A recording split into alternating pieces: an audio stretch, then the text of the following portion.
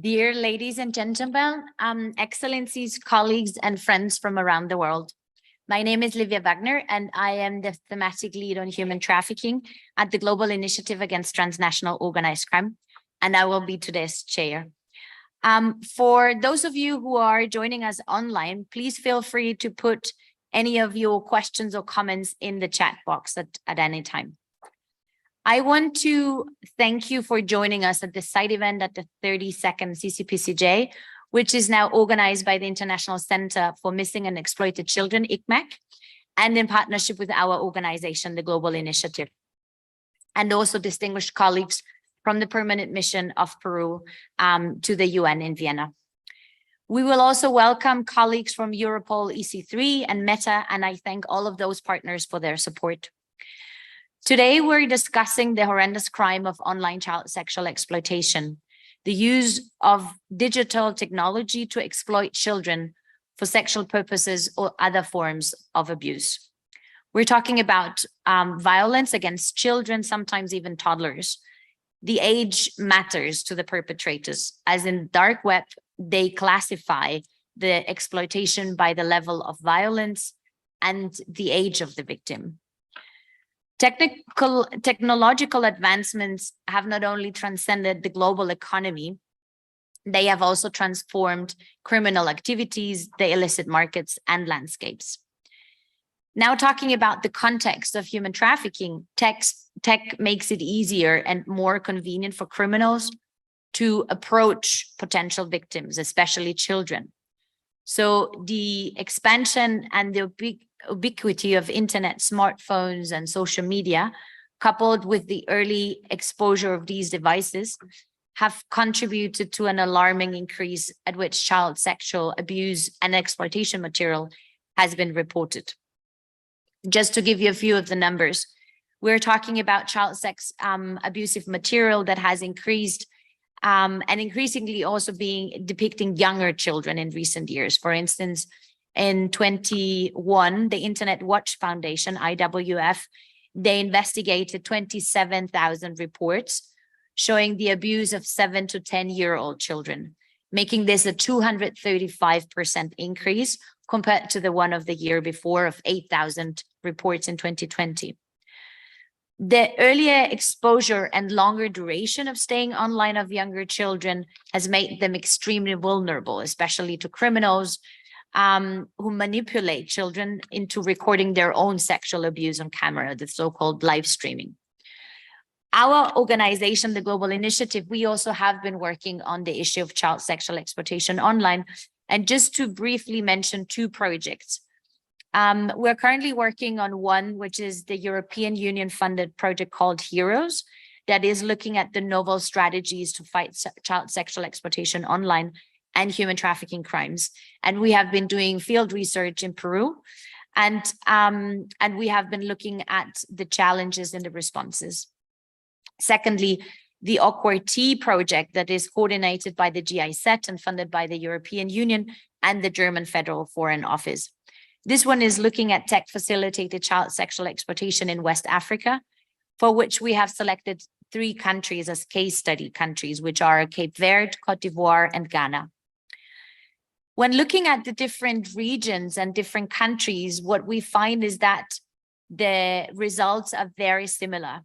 And preliminary findings of these 2 regions show that data on online child sexual exploitation is very scarce, with a weak reporting mechanism and low awareness of the risks that contribute to the underreporting. The growing internet penetration, coupled with economic hardship, low digital literacy, increase the vulnerability of children. But at the same time, gaps and shortcomings in the victim identification, the protection, and the prosecution include the low awareness, and at the same time also the stigmatization of the victims themselves. There is also a lack of designated authorities to act on these reports and a lack of capable human resources and funding.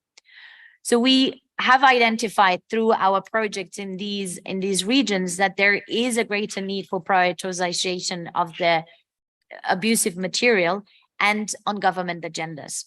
So there is a need for stronger engagement on private sector entities with the civil society, but also alongside with law enforcement. That's why we are very delighted to have a panel that has representatives from the different sectors. As you can see here, we have colleagues from ICMEC, from Europol, and from Meta. I'm going to now introduce our first speaker, Guillermo Galarza from the International Center for Missing and Exploited Children, ICMEC, who is also co-organizing this event with us. And Guillermo is the Vice President, Partnerships and Law Enforcement Training at ICMEC. He's responsible for the law enforcement and criminal justice training program delivered worldwide, including identifying child safety technology platforms offered to law enforcement. ICMEC promotes the safety and well-being of children through activism, policy development, and multinational coordination, and provides programs and initiatives based on national response plans. For the past 25 years, Guillermo has managed international law enforcement trainings to investigate online child sexual exploitation. The training initiatives provide law enforcement, justice officials, and other experts around the world tools and techniques needed to investigate such crimes. To date, more than 100,000 experts have attended courses around the world and have attended several courses online. Guillermo, the floor is yours. Well, good afternoon, and thank you so much for the kind words, Livia. And I'm going to echo some of the points that you brought up. And first of all, on behalf of the International Center for Missing and Exploited Children, I would like to welcome you to this thematic side meeting, which we're calling it Children at Stake and Online Child Sexual Exploitation. First of all, I would like to thank the UN Commission on Crime Prevention and Criminal Justice, CCPCJ, for giving us the space and opportunity to talk about a very important issue, an issue that is affecting, I think, most of us. Someone may have a family member that's a child, or an uncle, or a niece, someone that's a child that could be potential risk of online child sexual exploitation. So it is affecting us, all of us, not just law enforcement, society, or countries, but each one of us may have a family member. I also like to personally thank Livia Wagner from the Global Initiative for your commitment and coordination to say this side event. I think you realize that this is an important topic that we need to discuss globally, because we need to talk about policies, legislations, and really raise the issue of online child sexual exploitation. With that said, I want to mention that online child sexual exploitation is a crime that happens every day, every hour, and every minute. And there are millions of victims at stake, not only affecting victim children, but also affecting society and families. We as a community, you as society, NGOs, law enforcement, have a crucial role to play on the fight of online child sexual exploitation. And we have to protect children before they fall in the hands of the predators that are constantly looking and trying to groom children online every day. Online child sexual exploitation, as Livia has said, is a global phenomenon and will continue to grow as technology expands. There are hundreds of thousands of images circulating the internet any minute, not just the internet, but also gaming platforms, social media, just any kind of device that you can imagine that children have their hands on. They're subject to risk. Those numbers from NECMEC, they are also continuing to increase. The NECMEC Cyber Tipline report, the NECMEC Cyber Tipline reported over 30 million cyber tips just last year. These are cyber tips that are going all over the world. Sextortion and online entrapment are on the rise, and the lack of policies and legislations make it a playground for child sex offenders to groom and travel to countries where there's lack of enforcement and lack of legislation and lack of awareness. To those offenders, these victims are prey. Children are vulnerable every day. At the minute that they get online, there's going to be a 99% chance that they're going to be groomed online by some child sex offenders. But the reality is that we cannot do our work alone. We have to coordinate, as Livia said, with industry, with law enforcement, with NGOs, with academia, and relevant stakeholders. To tackle the problem, we at the International Center for Missing and Exploited Children and other partners embarked on a project, and that is to really look at global assessments to understand where the gaps are, but also where the needs are. This is focused on the We Protect model national response. We're looking at 25 different capabilities. Maybe a country may want to focus on 3 capabilities, but they need to create a strategic roadmap to develop capacity to address online child sexual exploitation is crucial. We're going to embark in many countries and many regions to develop gap assessments, so then we can help and advise the country how to create that specific roadmap. And maybe focus on the lowest hanging fruit, but at least that's a strategic approach to address online child sexual exploitation. Today, we're going to bring 2, what I call friends, experts, to really address from their perspective industries, how they're tackling online child sexual exploitation and what's the future that they see with this phenomenon. The first speaker I would like to introduce is David Miles. And David is the Director of Safety Policy at Meta. I have had the pleasure of spending several times with David at the We Protect Global Alliance, the global threat, to really identify the gaps, but also the challenges and the threat globally as we are addressing online child sexual exploitation. David brings over 20 years of experience in executive management and regulatory bodies, technologies, and NGO. As I said, David, I think is a well-known individual that has done a lot of policy issues around the world on online child sexual exploitation. So, David, the floor is yours, and then I will introduce our following speaker. And we will save the questions, the Q&A, towards the end. David, thank you so much. Thank you, Guillermo, for those kind words and for the opportunity to speak today. Firstly, on Meta's behalf, I wanted to thank you for the opportunity to participate in this discussion today. Tackling child sexual exploitation is a societal problem, and no one stakeholder can tackle this alone. It's also why we do significant collaborative work with my fellow panelists and many others in this webinar today. Meta considers child safety one of our most important responsibilities, and we do not tolerate any behavior or content that exploits children online. We develop safety programs and educational resources with more than 400 organizations from around the world to make the internet a safer place for children. We continue to work tirelessly and through community standards, ban child exploitation, and to avoid even the potential for abuse, we take action on non-consensual content as well, like seemingly benign photos of children in the bath. With this comprehensive approach, in 2022, Meta submitted 27.2 million reports to NCMEC Cybertip Line, the global clearinghouse, which, along with content that violated our child nudity or sexual exploitation of children policies, 99% was removed before even anyone reported it. We also remove accounts that promote this type of content. We've specially trained teams with backgrounds in law enforcement, online safety, analytics, and forensic investigations, which review content and report findings to NCMEC.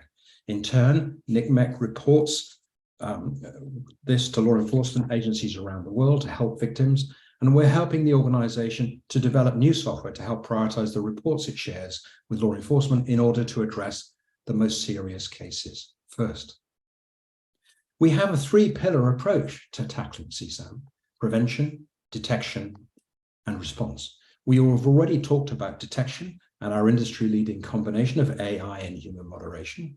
We also open source our free photo and video sharing technology to other companies. But how do we encourage reporting and support victims? According to a study by Thorne, children who experience something negative online are more inclined to use in-app safety tools than to seek help offline. So we've made it easier for minors to report by making our reporting tools easier to find, reducing the number of steps to report, and pointing them towards reporting at key moments, such as after they block someone. As a result of this work, in Q1 2022, we saw the more than 70% increase in reports sent by minors versus the previous year on Messenger and Instagram DMs, including increasing reports around child safety violations. We also aim to prevent harm by educating young people through in-app advice and safety notices. We regularly remind minors on Facebook that they should only accept friend requests from people they know, and if someone blocks someone or deletes a friend request, we now check to see if they want to report them too. We've also had tremendous success with pop-up safety notices in Messenger, which help educate young users on avoiding potentially harmful interaction with adults. To give you a sense of the size of that effort, in just one quarter in 2021, we provided more than 100 million people saw safety notices in Messenger. And coupled with that, in more than 14 global South countries, we've implemented a report it, don't share it public service campaign, which has been incredibly effective at aiming on what we call non-malicious sharing, where virality is a real problem and people need to be reminded that this content is both illegal and re-victimizes the victim. And finally, I want to return to the importance of collaboration across all this work and highlight a specific effort to address the rise of self-generated images by young people and the specific risks those images create. Whether created in a relationship or in the context of exploitation, the non-consensual sharing of intimate images is extremely traumatic for minors and indeed adults. This is particularly the case when someone tries to use those images to force a minor to share additional images, engage in sexual contact, or pay money to avoid those images being shared publicly. We've been thinking through how we can support these efforts while reducing the barriers minors face to reaching out and seeking support, similar to the work that we've done to prevent the non-consensual sharing of intimate images with adults. And we're excited to support NCMEC in their effort to build a global platform for minors who are worried their self-generated images will be shared on public online platforms without their consent. Powered by Meta funding, NCMEC launched Take It Down in December 2022, initially available in English and Spanish, with other languages to follow. This kind of innovation tool goes some way to tackling one specific type of child sexual exploitation and abuse, helping to return power to the victim. Thank you, and back to you, Guillermo.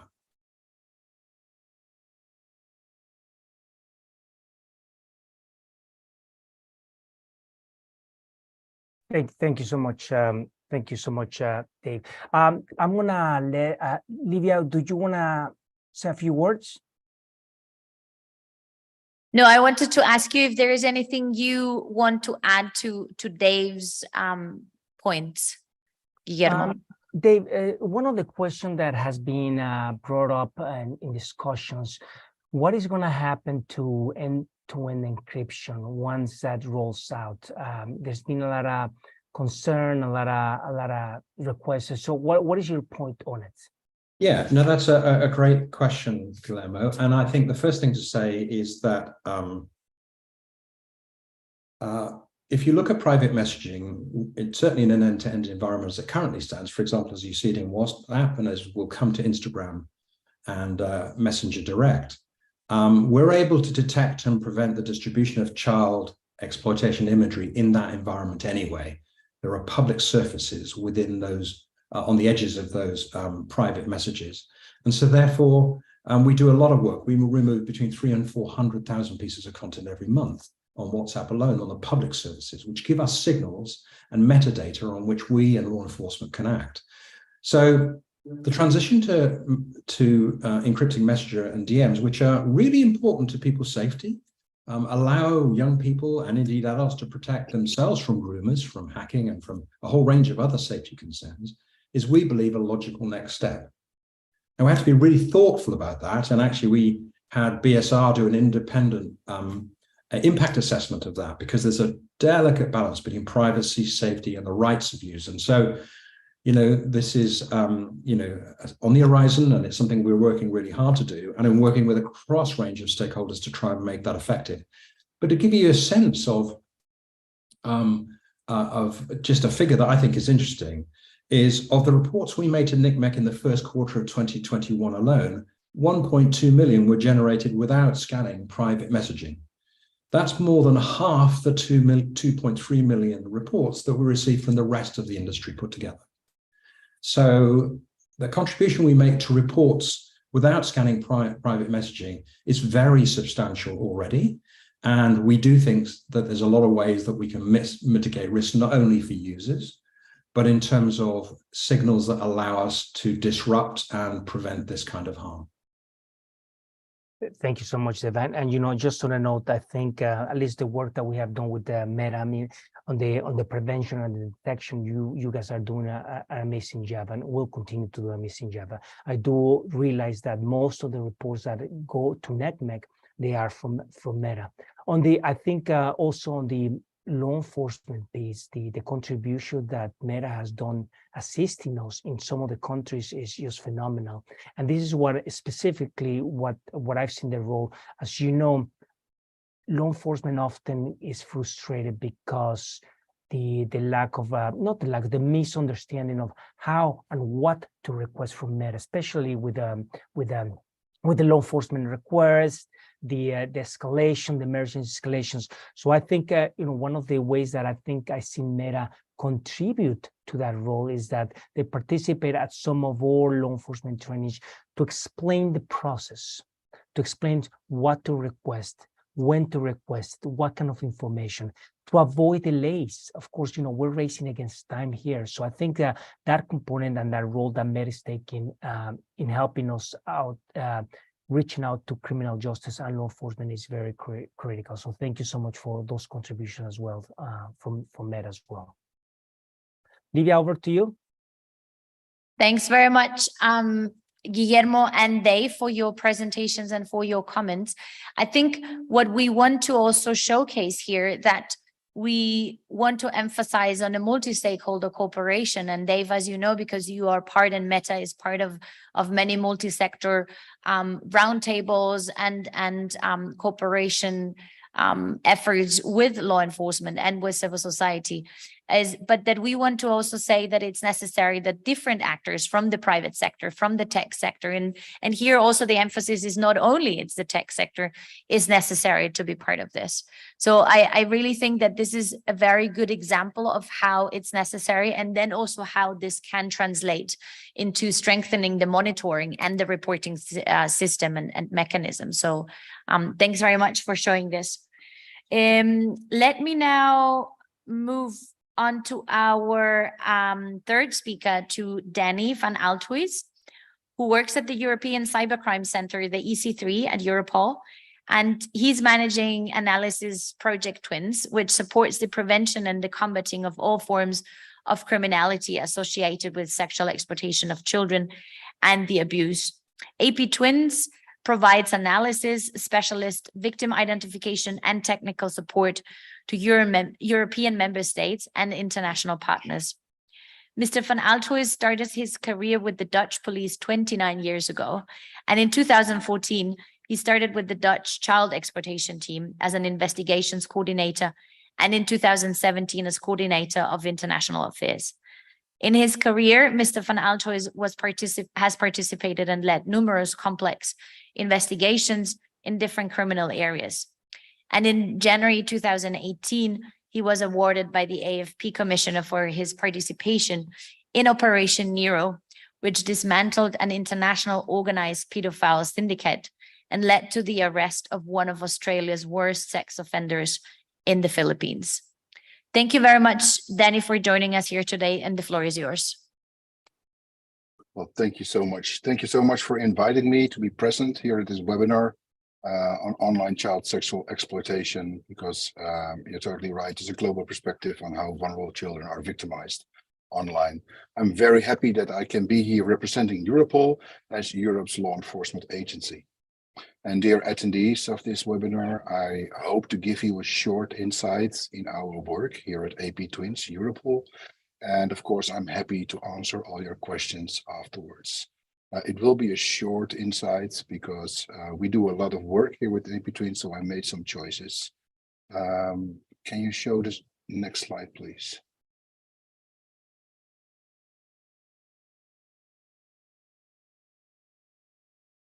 I don't see the slide. I don't know if my slide is visual. No, we also cannot see it. No. Yeah, there it is. Yeah, fantastic. As you can see, our team analysis project Twins is opened in 2001. And at this moment, we have 17 staff members, and we are divided in four sections. One of the sections, of course, is the most important section because that's the analyst section. Our work drives on making analysis reports, cross-map reports, and assisting those member states with their investigations to combine information gathered by Europol due to contributions from all of those member states and all of those third-party countries connected to Europol and to AP Twins. The second team is a technical and operational support team. 4 people work there, and those people are like the engine before the analysts can start to work. They do the decryption. They make sure that all the forensic images are processed the right way.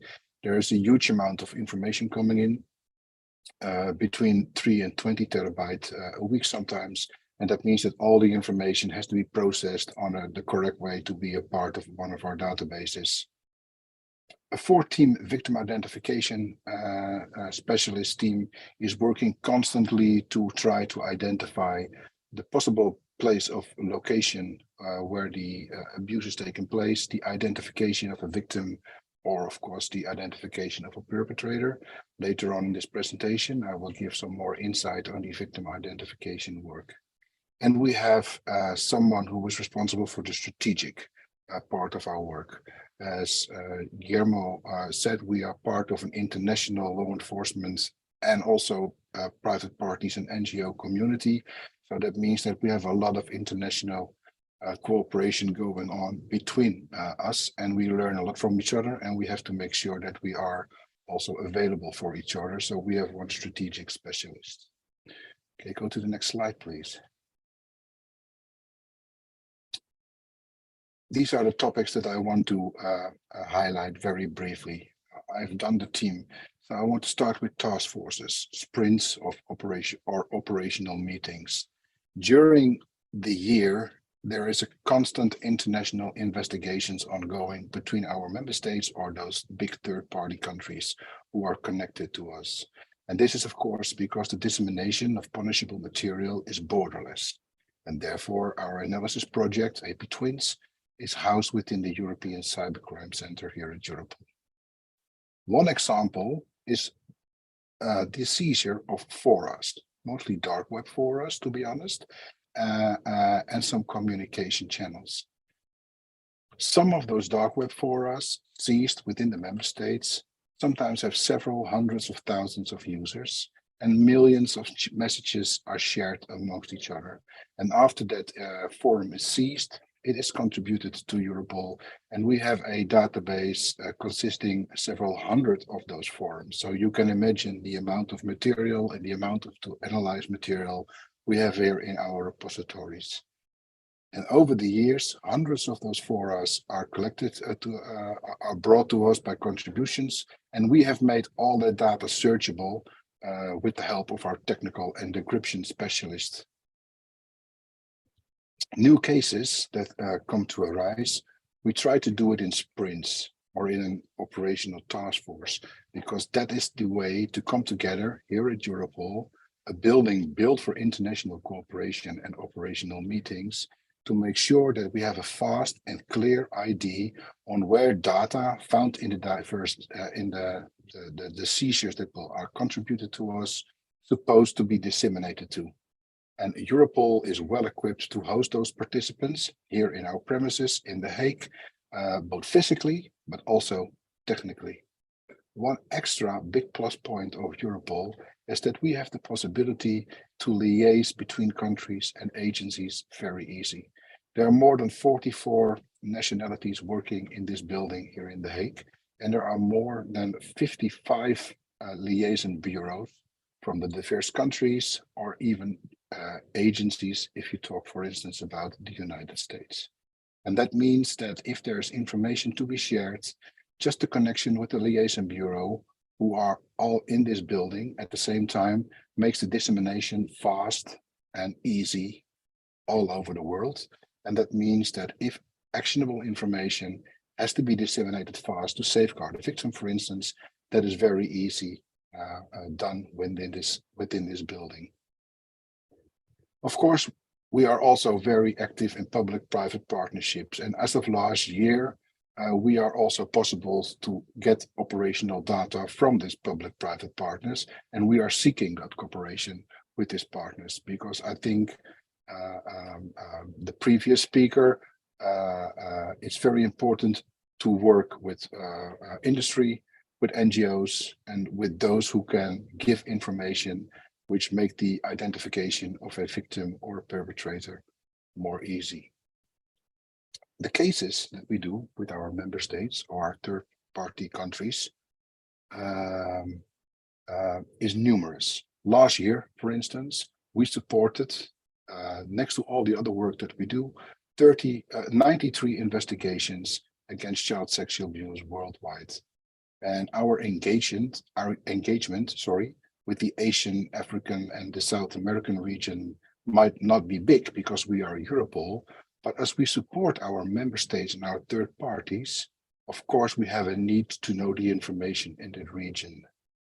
We are supporting them, and therefore we are involved, and we play a big role in the victim identification part, which I will come on later in this short presentation. My previous job with the National Police of the Netherlands made me travel a lot.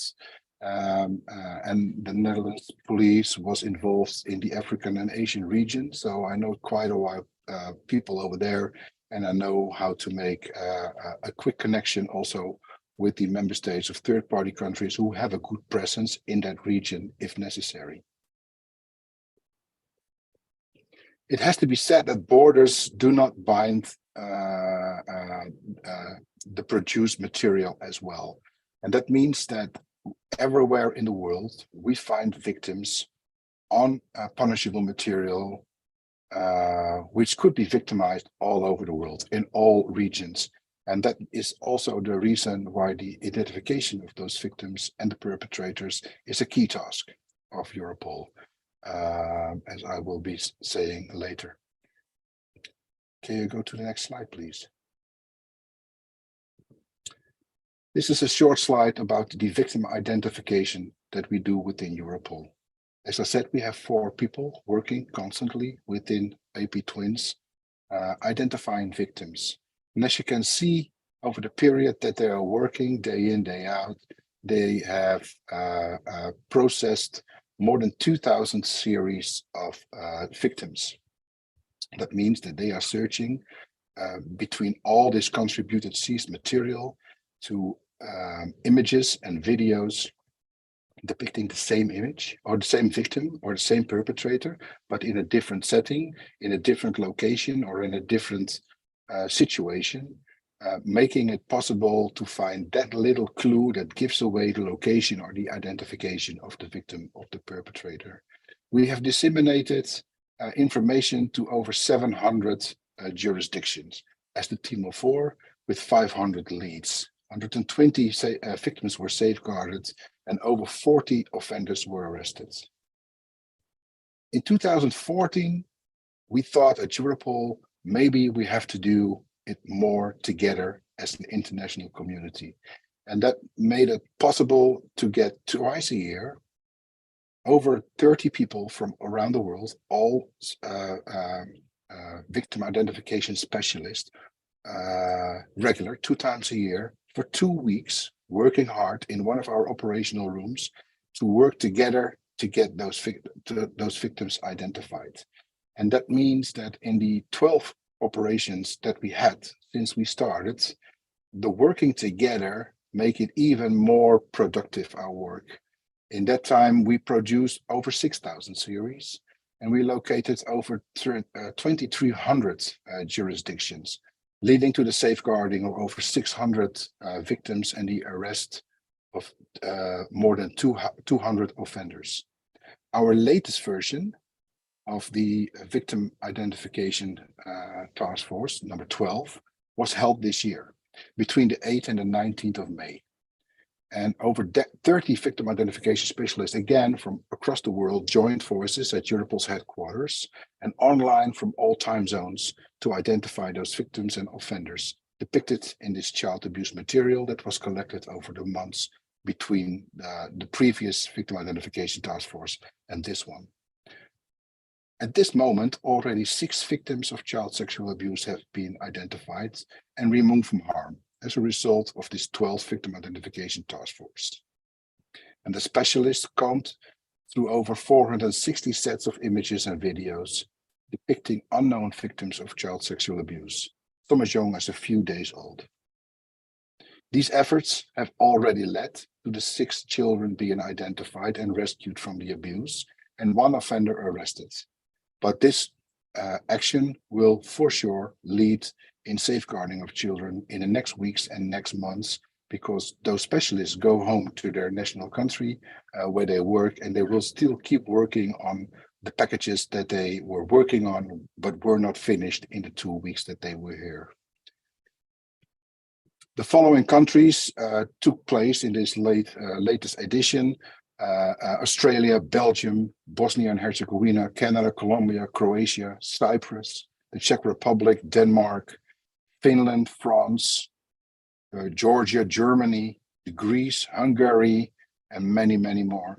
Even Australia, the UK, and Interpol took place in this task force, saying that this is an international effort, and we will keep trying to work at this.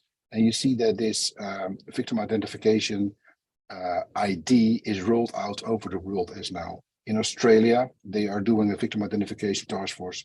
Interpol is also hosting 3 identification task forces a year.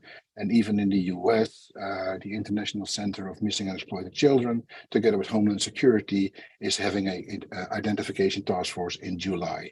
Because it is successful, because coming together and working together makes it better to identify those victims. Next slide, please. In the end, after how many hours or how many possibilities try to identify those victims, there always be a part of those victims that we cannot identify, at least not yet. And that made us come up with the idea to have a request to the public. We launched a public campaign several years ago, Victim Identification, Trace and Object. That means that we are asking the public to see if they can identify a location brought to us by us with a cleaned up image or a cleaned up part of a video, asking the public to help to see. And we do it on different ways. Our website, Twitter, we have, for instance, Bellingcat support helping us with that. Next slide, please. And the results are fantastic. Over 27,000 tips were received since June 2017. And we published on our website and all the other media channels 268 stills of videos or images to see if we can ask the help of the public. In that period, 23 children were safeguarded and 5 offenders were arrested and prosecuted. And of course you can say, well, it took you 5 or 7 years just to prosecute 5 offenders, but these were the cold cases. These were the cases where all the possibilities in the investigations were out of reach. We were not able to identify those children. So therefore, the Trace and Object, which you can visit if you go to the Europol website, is highly recommended. It will only take you 1 minute because we have only a few images anytime they're on. And if you do not recognize it, you just don't. But if you do, there is a form that you can fill in. That information will go to the responsible law enforcement agency, and you can safeguard a child, or you can make us arrest a offender. And this was my short presentation. Thank you so much. Thank you very much, Danny, for this very insightful presentation, how Europol works, and especially what the team at the EC3 and at the AP Twins project is working on. I think before we move on to the questions, I also wanted to ask if it's possible that you put in the chat box, if you're interested, to also share the link with our participants. the trace on object in the chat box. I would now move to the questions. If there are any questions online or here in the room, I'm just checking if we have. So before questions are coming in, I just have one question myself. And the question was for Danny on this victim identification task force, is to which extent do you work on this with support from the tech industry or directly with the tech industry, with some companies?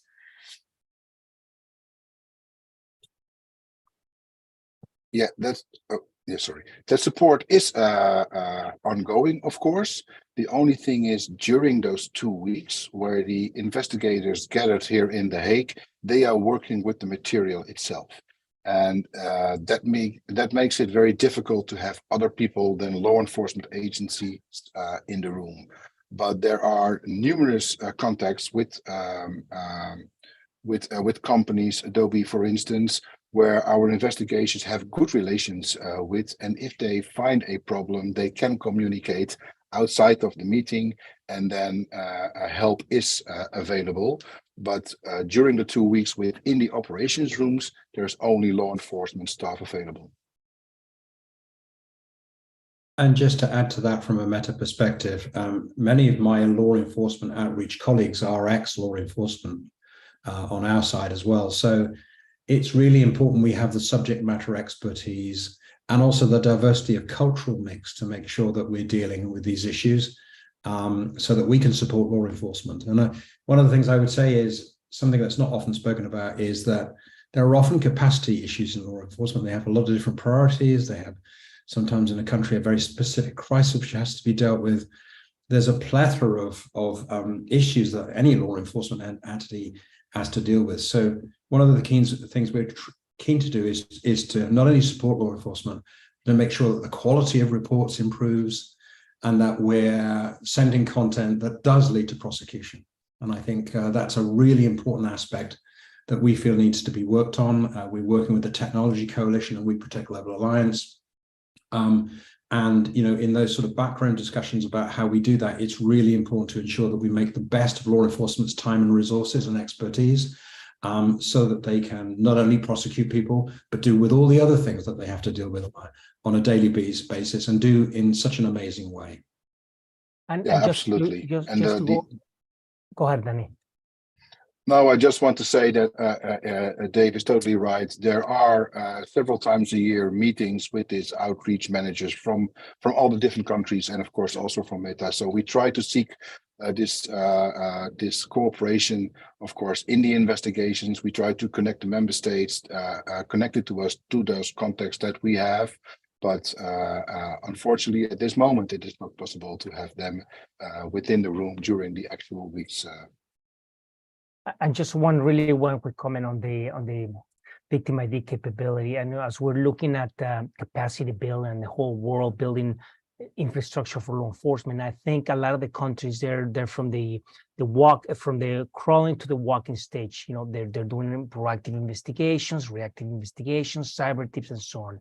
Now the question is, how do we get them to that next phase, and that is building victim ID capability? And this is where we actually need to work together with the industry, with tech, to provide those tools so law enforcement can proactively investigate victim ID and eventually recover victims. And this is one of the approaches that we're trying to do globally with law enforcement, to really bring in the best victim ID specialists to train and make sure that those referrals and those leads are being sent to the proper country so they can proactively identify victims.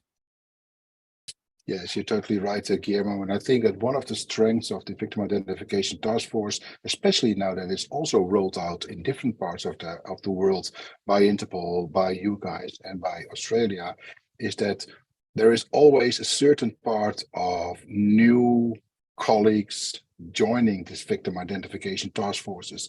And that means that they are learning in a very steep learning curve during the 2 weeks that they are active. So there is a like 70 or 80% very well experienced, because victim identification is a knowledge, but also an experience-based craft. But it's also good to have this 20 or 30% new colleagues who are joining our crime area to be a part of the task forces, because it's the location and those 2 weeks that you can learn a lot. Thank you very much, Guillermo and Danny and Dave, for your comments on that. We have one question from our online participants, and I think perhaps Guillermo, you could answer this. It's Interpol has named parent education as a key preventative measure. Are there organizations who are spearheading collaboration around parent-teacher education as a preventative measure? Well, what I can tell you, I mean, I think, from the point of view of ICMEC, we have an educational portal where is really focused for education and teacher. I know that in the Hague, and Danny may be able to chime with it, there's the International Council of Schools that actually are creating task forces specifically to reach out to not just the school teachers, but also the administrators of the schools. And here, listen, most of the kids are spending most of the time at school these days. And the school administrators need to understand and need to identify what are some of the risks of online child sexual exploitation, what are some of the indicators as well when they can detect children that may or may not be abused. So there are task forces that are being created globally at international schools, but also at national schools. So they want to make sure that the administrators at schools are really properly trained and make sure that they have the developed prevention and education skills so that they can pass it on to the children as well. Thanks very much, Guillermo. And I just read 2 days ago that child victims of sexual violence, sexual abuse, during their period of being abused, they turn to 7 individuals asking for help, but not saying I'm a victim of child sexual exploitation. It can be in very difficult behavior. It can be in different ways. So I think it's very important for, as you said, for teachers, for parents, and all other people who are looking and working with children and minors to be able to identify also these indicators. Thank you very much. We're already very close to the end of our event, and we unfortunately just have a few minutes left. But I thank you very much to the 3 presenters for your insightful presentations and also for the comments to the questions. I would now like to turn to our ambassador, Alberto Campaña Boluarte, permanent representative of Peru to the United Nations, to provide some closing remarks. Thank you very much. Thank you very much, Ms.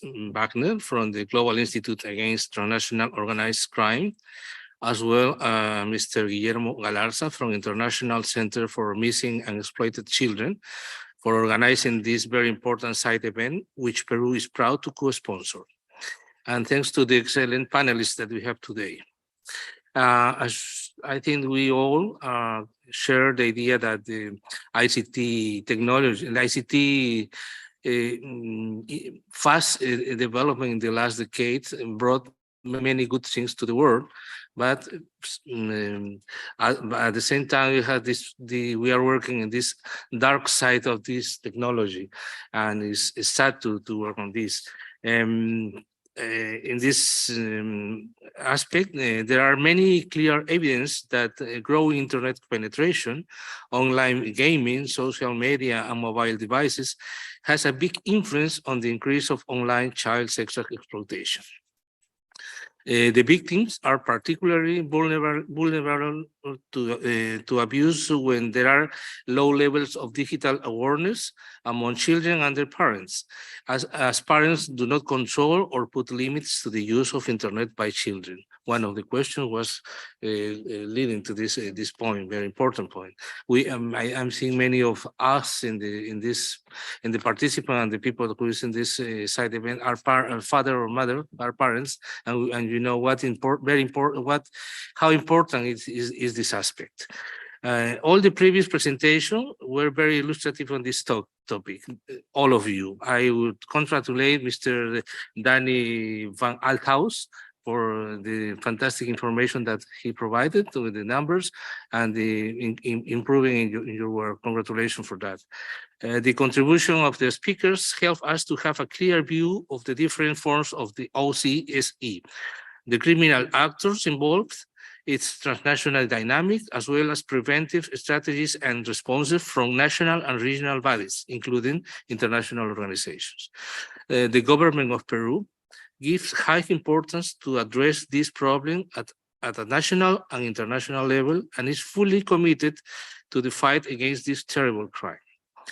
To address novel strategies to fight child sexual exploitation and human trafficking crimes and protect their victims, Peru participates as a country member in the very useful project HEROES, a multi-stakeholder and multi-year project funded by the European Union.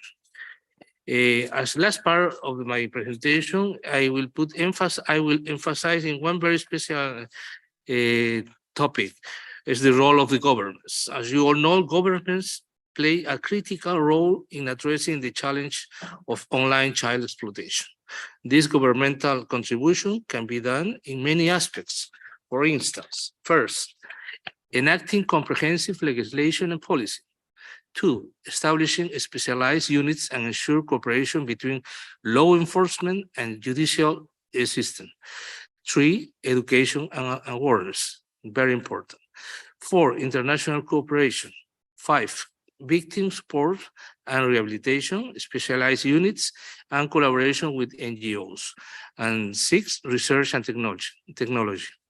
In this context, throughout HEROES project, Peru has been able to focus on the enhancing legislation and public policy. In this line of action, victim support and rehabilitation are the center of our attention.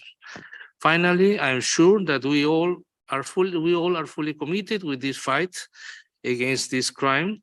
And the only thing that I could say is let's move forward with compromise and decision. Thank you very much.